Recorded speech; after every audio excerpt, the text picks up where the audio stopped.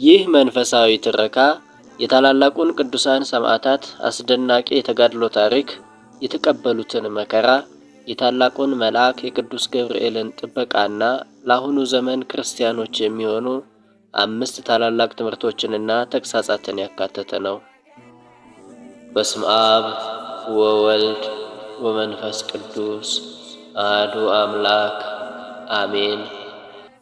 ክቡራንና ክቡራት፣ በቅዱሳን አባቶችና እናቶች ደም በሕፃናትም ምስክርነት በጸናች በቅድስት ኦርቶዶክሳዊት ተዋሕዶ ቤተ ክርስቲያን ጥላ ስር ያላችሁ የክርስቶስ ወገኖች፣ ዛሬ በዚህ በምንኖርበት ዘመን ልጆቻችንን በሃይማኖት ኮትኩቶ ማሳደግ የከበደን ወጣቶችና ሕፃናትም በዓለማዊ ቴክኖሎጂና በምድራዊ ፍላጎት ተሰርቀን እምነታችንን የረሳንበት አስፈሪ ዘመን ላይ እንገኛለን።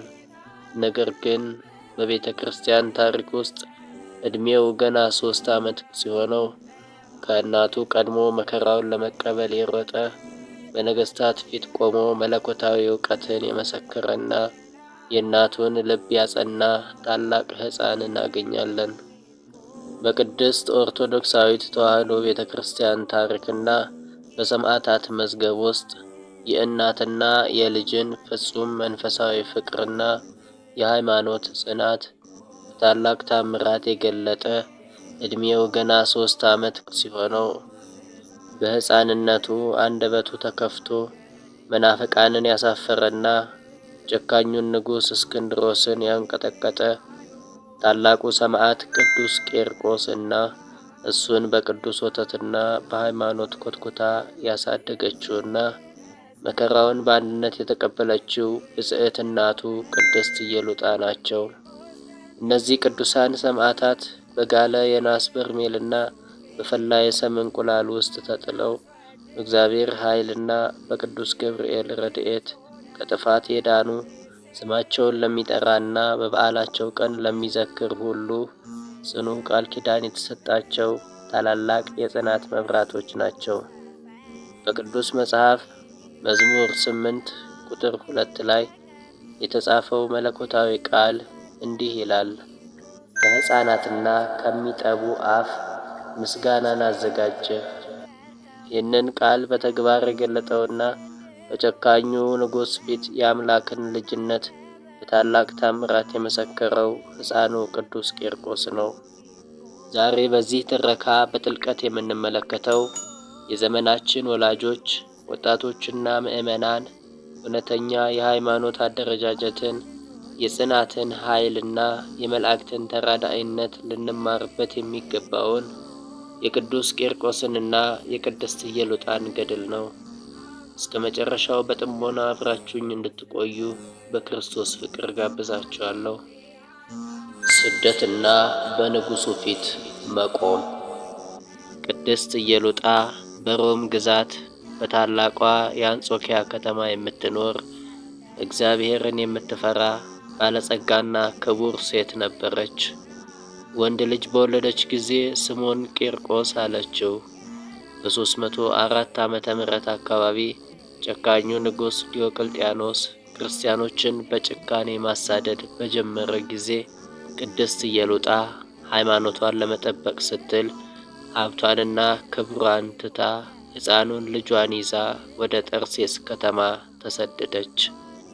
ነገር ግን በዚያች ከተማ የተሾመው እስክንድሮስ የተባለ ገዢ ክርስቲያኖችን የሚፈልግ ጨካኝ ነበር። ወታደሮቹም ቅድስት ኢየሉጣንና ሕፃኑን ቅዱስ ቄርቆስን ይዘው ወደ ፍርድ አደባባይ አቀረቧቸው። ገዢው ቅድስት ኢየሉጣን ለጣዖት እንድትሰግድ አዘዛት። እርሷ ግን እኔ የሰማይና የምድር ፈጣሪ ለሆነው ለክርስቶስ ነው የምሰግደው በማለት በድፍረት መለሰችለት። በዚህ ጊዜ ገዢው ወታደሮቹ ቅድስት ኢየሉጣን እንዲገርፏት አዘዘ። እናቱ ስትገረፍ ያየው ሕፃኑ ቅዱስ ቄርቆስ ያለቅስ ጀመር።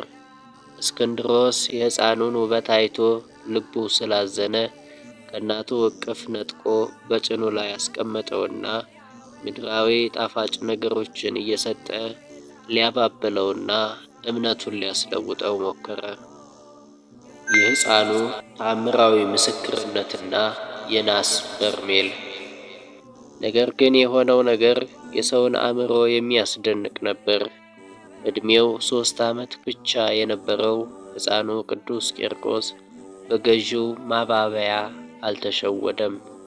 ይልቁንም በመንፈስ ቅዱስ ኃይል አንደበቱ ተከፈተና በታላቅ ድምፅ እኔ ክርስቲያን ነኝ፣ ያንተ ጣዖት የረከሱ ናቸው በማለት መሰከረ። ገዢውም ሊያዘናጋው በሞከረ ጊዜ ሕፃኑ ቅዱስ ቂርቆስ የገዢውን ፊት በጥፍሩ ቧጨረው። ገዢው እስክንድሮስ በታላቅ እፍረትና ቁጣ ተሞልቶ ሕፃኑን ቅዱስ ቂርቆስን ከጭኑ ላይ አንስቶ በድንጋይ ደረጃዎች ላይ ቁልቁል ፈጠፈጠው። ነገር ግን የእግዚአብሔር መልአክ ሕፃኑን ያዘውና ምንም ሳይሆን በደረጃው ላይ ቆመ። እናቱ ቅድስት ኢየሉጣ ይህንን ስታይ በልጇ ጽናት ተደስታ እግዚአብሔርን አመሰገነች። ገዢው ይበልጥ ተቆጥቶ ትልቅ የናስ በርሜል ወይም ጋን አምጥተው በውስጡ ሰም፣ ቅጥራን፣ እርሳስና ዞፍ ጨምረው እሳቱን ለ7 ቀናት እንዲያነዱት አዘዘ። በርሜል ውስጥ ያለው ፈሳሽ እንደ ማዕበል መፍላት ጀመረ። ገዢውም አሁንም ካልሰገዳችሁ በዚህ ውስጥ ትቃጠላላችሁ በማለት አስፈራራቸው። የቅዱስ ገብርኤል መውረድና የቃል ኪዳን ክብር።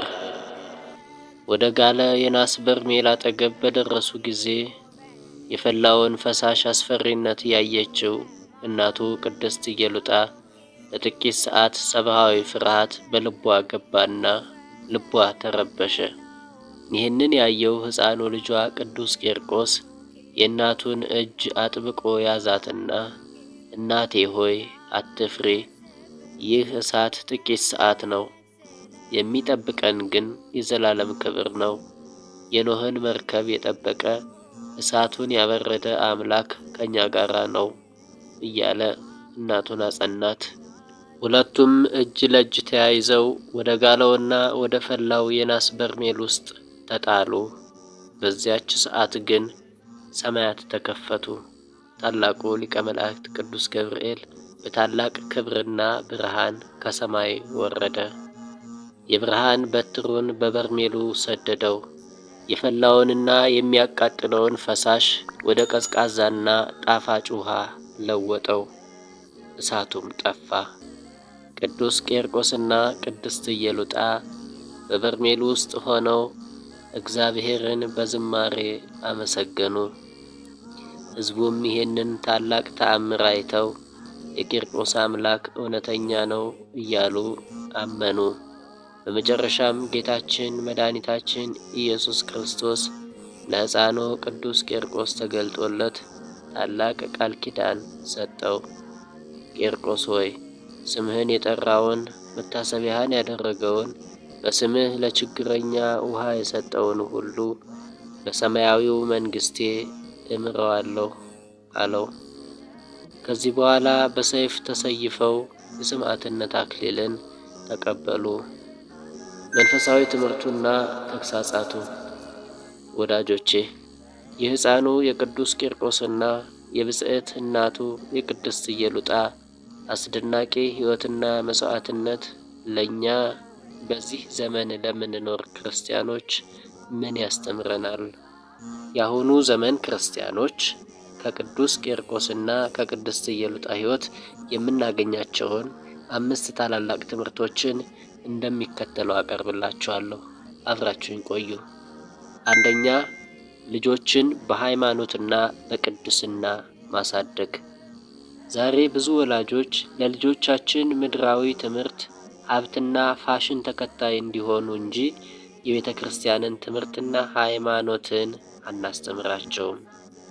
ቅድስት ኢየሉጣ ግን ልጇን ገና በሕፃንነቱ በሃይማኖት ስላሳደገችው በመከራ ቀን እናቱን ያጸና ሆነ። እኛም ልጆቻችንን በእግዚአብሔር ቃል ልንኮተኩታቸው እንደሚገባ የእነዚህ ቅዱሳን ታሪክ ድንቅ ትምህርትን ያስተምረናል። ሁለተኛ፣ ለዓለማዊ ማባበያና ጥቅም አለመንበርከክ።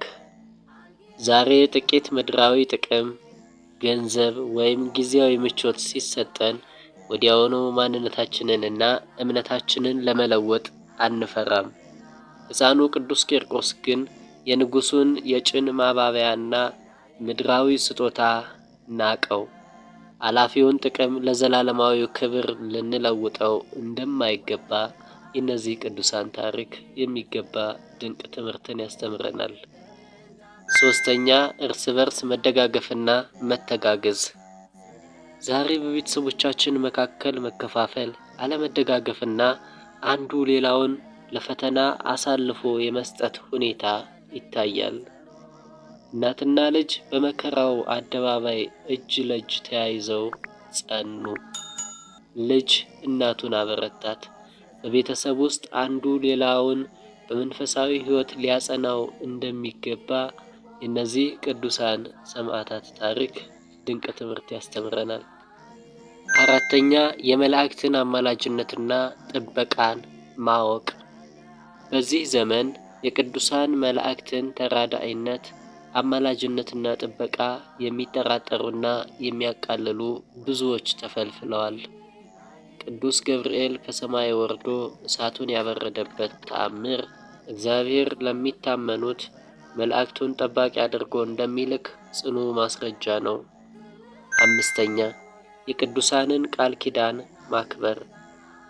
በዚህ ዘመን የምንኖር ሰዎች በቅዱሳን ስም የሚደረጉ በዓላትንና ዝክሮችን እንደ ተራ ነገር የምንቆጥር ሰዎች እየበዛን መጥተናል። ጌታችን መድኃኒታችን ኢየሱስ ክርስቶስ ለቅዱስ ቂርቆስ የሰጠው ታላቅ ቃል ኪዳን በቅዱሳኑ ስም የምናደርገው ጥቂት በጎ ሥራ እንኳን የዘላለም ምሕረትን እንደሚያሰጠን ያስተምረናል። በአጠቃላይ ሕፃኑ ቅዱስ ቂርቆስና እናቱ ቅድስት ኢየሉጣ የሚነግሩን ወይም የሚያስተምሩን በንጽሕናና በእምነት ጸንተን ስንቆም ምድራዊ ስቃይም ሆነ የፈላ በርሜል እኛን ሊያጠፋን አይችልም። ይልቁንም እግዚአብሔር በመልአኩ ጥበቃ ከፍ ያደርገናል የሚለውን ነው። የሕፃኑ የቅዱስ ቂርቆስና የእናቱ የቅድስት ኢየሉጣ ረድኤት በረከትና አማላጅነት የመልአኩ የቅዱስ ገብርኤል ጥበቃ ከሁላችን ጋር ይሁን፣ አሜን። ክቡራንና ክቡራት ተመልካቾቼ ይህንን የጽናትና የቅድስና ፍሬ የታላላቁን ቅዱሳን ሰማዕታት አስደናቂ ገድልና ታሪክ ከወደዳችሁት ለሌሎች ምዕመናንና ወላጆች ታላቅ መማሪያ ይሆን ዘንድ ላይክና ሼር ማድረጋችሁን በፍጹም አትርሱ። እንዲሁም በየሳምንቱ እንዲህ ያሉ የቅዱሳን ታሪክ፣ የሰማዕታት ገድላትና ኦርቶዶክሳዊ ትምህርቶች በቀጥታ እንዲደርሳችሁ ቻናላችንን ሰብስክራይብ በማድረግ የደወል ምልክቱን ይጫኑ። በኮሜንት መስጫው ላይ ሕፃኑ ቅዱስ ቂርቆስና እናቱ ቅድስት ኢየሉጣ ሆይ እኛንም ልጆቻችንን በሃይማኖት የምናሳድግበትን ልባችንንም በፈተና ፊት የምናጸናበትን ኃይል በጸሎታችሁ አድሉን በማለት ጸሎታችሁንና አስተያየታችሁን አስፍሩ።